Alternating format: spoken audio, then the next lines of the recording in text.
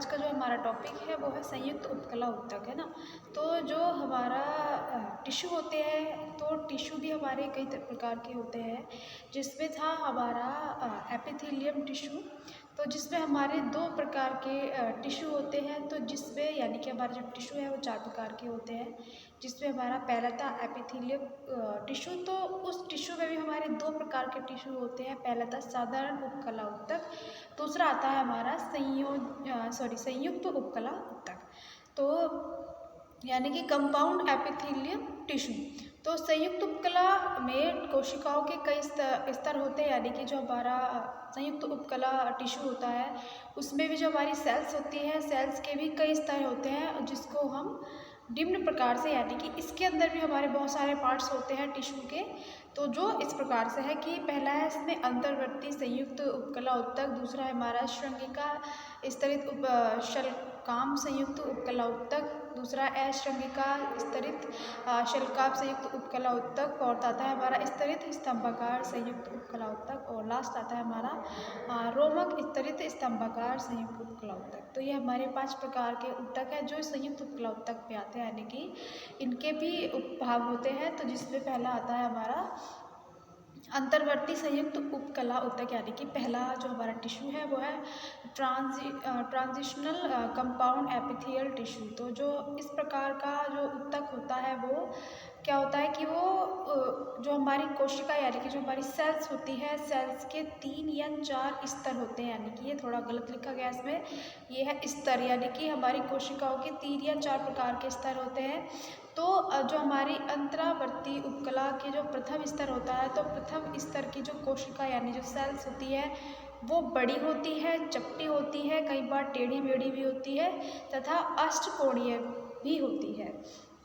प्राय इनमें 2 केंद्रक पाए जाते हैं, यानी कि इस प्रकार के जो सेल्स होती है, इस प्रकार की सेल्स में 2 केंद्रक पाए जाते हैं। दूसरा जो इसका स्तर आता है वो क्या होता है, पाइरिफॉर्म कोशिकाओं का होता है, जिनका जो चोर होता है वो गोलाकार यानी कि गोलाकार होता है, और इस एक तरीके से छोर लिखा गया है ये। इस उपकला में नीचे के 2 स्तर नन्ही बहुतलीय कोशिकाओं के बने होते हैं, यानी कि जो इसके सबसे लास्ट की जो लेयर होती है, इसमें क्या होता है कि 2 छोटे छोटे बहुतलीय, यानी कि जो हमारे नीचे की जो तल होती है, तल की कोशिकाओं के बने होते हैं ये टिश्यूज। फिर आता है हमारा श्रृंगिका स्तरित शल्कांब संयुक्त उपकला ऊतक। तो यह जो उपकला ऊतक यानी कि जो हमारा टिश्यू होता है, कोशिकाओं के कई स्रोत के संयोग से बनती है, यानी कि इसमें हमारी कई प्रकार की जो सेल्स होती है, सेल्स के द्वारा बना होता है।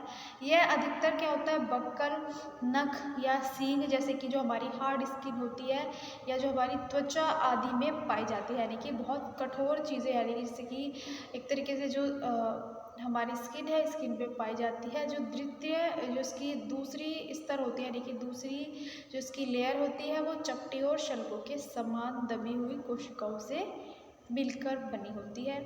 इसके नीचे की जो स्तर की कोशिकाएं होती है वो चौड़ी और एक तरीके से कह सकते हैं चौड़ी और बहुतलीय होती है, और जो उसके नीचे की यानी कि इसमें कई सारी लेयर्स बनी होती है, यानी कई कोशिकाओं की लेयर बनी होती है। तो उसके नीचे की लेयर होती है वो कोशिकाएं जो होती है, इसके नीचे की जो लेयर है, नीचे की कोशिकाएं छोटी और स्तंभाकार की होती है, जो आपस में जीव द्रव्य प्रवर्ध जो कांटे के समान लगते हैं, यानी कि एक तरीके से आपस में कांटे के समान लगते हैं, या एक तरीके से वे कांटे के समान बंधे रहते हैं एक दूसरे से।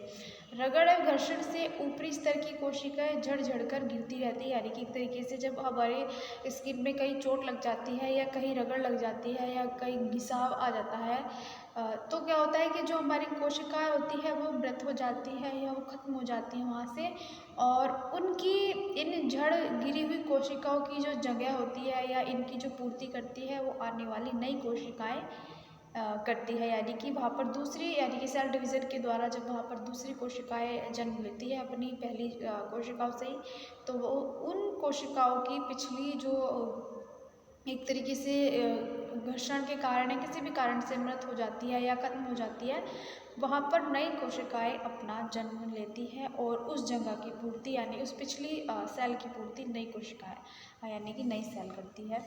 फिर आता है हमारा अश्रृंगिका स्तरित शलकाम संयुक्त उपकला ऊतक।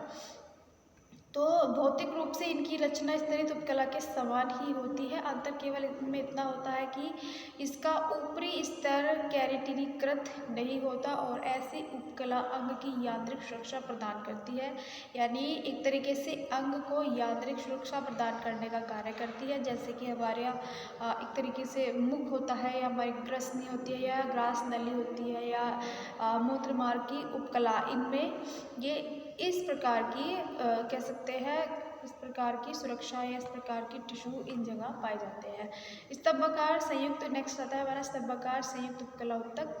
तो इस प्रकार की उपकला शरीर में कम होती है जिससे इससे जो अंग बनते हैं वो बहुत ही छोटे छोटे होते हैं। यानी कि इस प्रकार की जो हमारी टिश्यू होती है वो शरीर में बहुत कम पाए जाते हैं और यह ज़्यादातर ग्रसनी व आँख में मिलते हैं। यानी कि बहुत ही हमारे बॉडी के बहुत ही जो छोटा पार्ट होता है या जो छोटा अंग होता है छोटे अंग में ये पाई जाती है।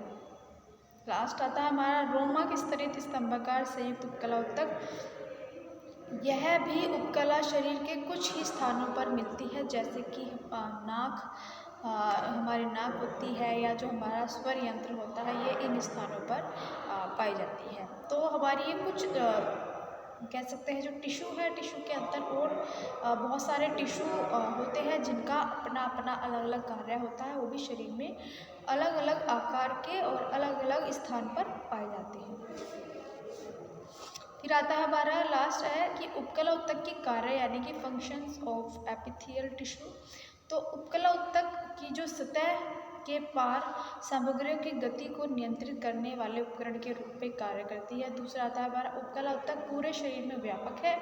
वे शरीर की सतहों के गुहा और खोखले अंगों को ढकते हैं। यानी कि एक तरीके से जो हमारे एपिथेलियम टिश्यू होते हैं वो हमारे शरीर की एक तरीके से लेयर होती है। तो उन लेयर्स यानी एक तरीके की लेयर ही होती है जो हमारे शरीर के अंगों को सुरक्षा प्रदान करती है या एक तरीके से हमारे शरीर के अंगों को कवर करती है।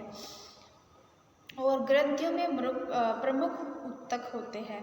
फिर आता है हमारा वे कई प्रकार के कार्य करते हैं जिनमें संरक्षण होता है, स्राव होता है, अवशोषण होता है, उत्सर्जन होता है, नींद स्पंद होता है, प्रसार और संवेदी स्वागत शामिल होते हैं। इन सभी में यह शरीर की आंतरिक रचनाओं को नुकसान और निर्जलीकरण से बचाता है। यानी कि अगर हमारे शरीर में कोई आंतरिक नुकसान होता है तो एक तरीके से ये हमारे शरीर की सुरक्षा के रूप में कार्य करती है टिश्यूज।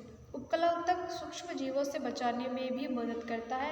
त्वचा में जैसे कि बाहरी रूप से जैसे कि बैक्टीरिया जाते हैं, वायरस होता है या अन्य रोगाणुओं के खिलाफ शरीर की पहली पंक्ति है। जो हमारे टिश्यूज़ होते हैं वो हमारे शरीर की बहुत सारी चीज़ों से सुरक्षा भी करते हैं।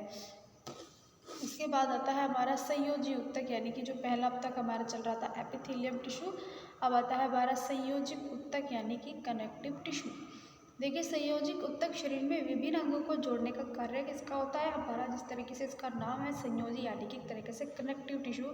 तो शरीर में जो हमारा संयोजिक ऊतक होता है वो शरीर के विभिन्न अंगों को जोड़ने का कार्य संयोजिक ऊतक का होता है। ये अंगों को आपस में मिलाए रखते हैं और अपने स्थान से हटने नहीं देते। यानी कि अंगों को अपने स्थान से हटने नहीं देते। इनकी यही विशेषता है कि इन ऊतकों की जो कोशिकाएं होती है, कोशिकाओं के बीच में जो अवकाश रहता है यानी कि जो एक तरीके का गैप रहता है इन कोशिकाओं में, उसमें एक रचना विहीन पदार्थ भरा रहता है। यानी कि एक ऐसा लसलसा पदार्थ भरा रहता है।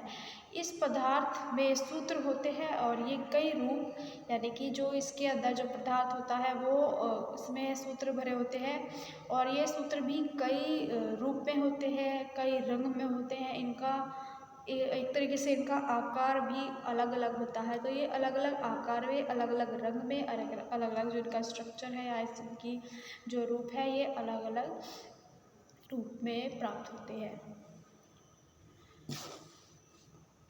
तो स्टूडेंट्स इसमें हमारा संयोजिक ऊतक के प्रकार यानी कि टाइप्स ऑफ कनेक्टिव टिश्यू तो श्वेत तंतु ऊतक, इसमें हमारे बहुत जो संयोजी ऊतक है उनके प्रकार बहुत हैं।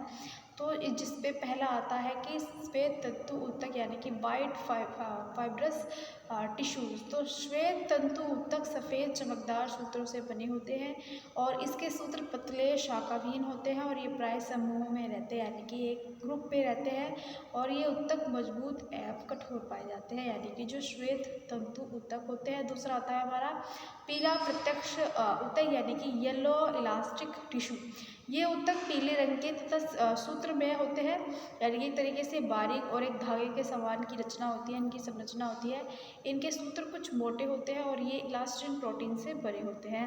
इनमें प्रत्येक सूत्र में कई स्वतंत्र शाखाएं निकलती है यानी कि जो एक सूत्र होता है इनमें उनमें भी हमारी बहुत सारी शाखाएं निकलती हैं तथा ये शाखाएं भी एक दूसरे से जुड़ी होती है यानी कि आपस में एक दूसरे से कनेक्ट रहती है, जिससे एक जाल के समान रचना बन जाती है और ये अवकाश ऊतकों में पाई जाती है। ये एक तरीके से ये लहरदार होकर भी सीधे तने रहते हैं यानी कि जो एक तरीके से जो इनकी रचना होती है वैसे तो ये वो थोड़ा लहरदार होती है यानी कि ऊपर नीचे होती है, लेकिन इनको अगर आप देखते हो तो ये लहरदार होने के साथ साथ ये एक तरीके से स्ट्रेट फॉर्म में होते हैं यानी कि सीधे ये एक तरीके से सीधे रहते हैं देखने में। तो स्टूडेंट्स, जो हमारा आज का टॉपिक है अब ये कंप्लीट नहीं हुआ, ये मैं आपको नेक्स्ट वीडियो लेक्चर में बताऊंगी।